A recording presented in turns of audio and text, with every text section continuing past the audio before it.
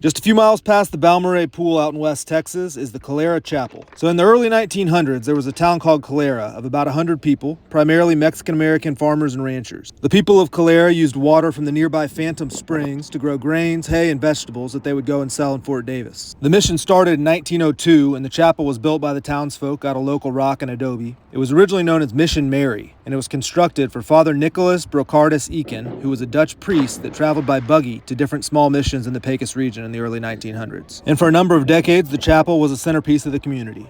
But in the 1940s, the water rights for the area were sold to an irrigation company, and the town of Calera slowly began to empty as residents had to leave in search of work. The Phantom Springs that they had used for their farms was officially declared dry in 1983, so the chapel fell into disrepair and sat empty for decades. And at some point along the way, the land that the chapel stood on was acquired by a Midland family. Then in the early 2000s, a woman named Kate Vigneron fell in love with the area and the chapel, and she set out to save it and bring it back to its former glory.